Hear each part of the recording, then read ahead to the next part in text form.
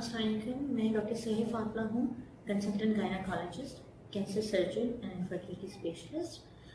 मेरी सब स्पेशलिटी है मिनिमल इन्वेजिव सर्जरीज, जिसमें मैंने स्पेशलाइजेशन की है फ्रांस से। इस मिनिमल इन्वेजिव सर्जरी में हम लेप्रोस्कोपिक, स्टेरोस्कोपिक और कॉल्पोस्कोपिक सर्जरीज करते हैं। और इसके अलावा मैं प्रैक्टिस करती हूँ अंकलसरिया हॉस्पिटल में, garden east Karachi and baby hospital, defence housing authority face. हम गायनी की सारी प्रोसीजर्स को प्रेफरेबली, जिस तरह हमारे पास फाइब्रॉइड है, ओवेरियन सिस्ट है, ओवेरियन मासेस हैं, इनको प्रेफरेबली हम लेप्रोस्कोपिक सर्जरी से करते हैं। Laparoscopic surgery basically state of art surgeries होती हैं, जिनमें मिनिमल इंसिजन आता है स्किन के ऊपर। इसमें हम मिनिएचर एडवांस इंस्ट्रूमेंट्स यूज़ करते हैं और ये ऑलमोस्ट स्कारलेस सर्जरीज होती हैं।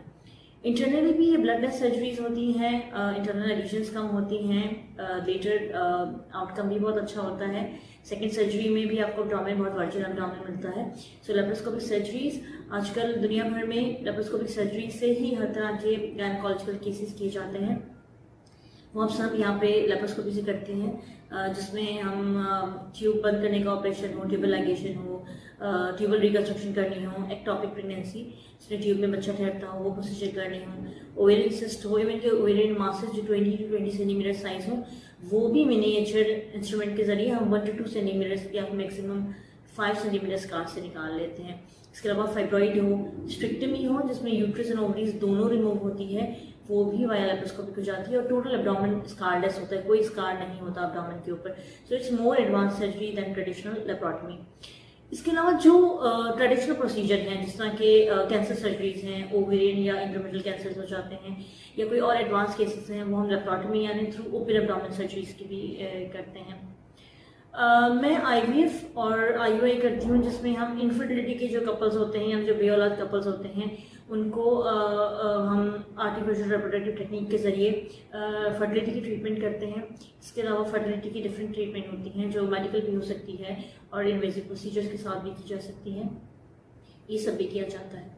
जो गायनाकोलॉजिकल केसेस हैं, जिस तरह किसी की औलाद नहीं हो रही है या मिसकैरेजेस हो रहे हैं, या फिर उनको बेबी के रिलेटेड कोई इश्यूज हैं, या फिर प्रेगनेंसी या उसके रिलेटेड जो इश्यूज होते हैं, नॉर्मल डिलीवरी और सीज़ेरियन सेक्शन, ये भी हम अपने सेटअप्स में कर रहे होते हैं।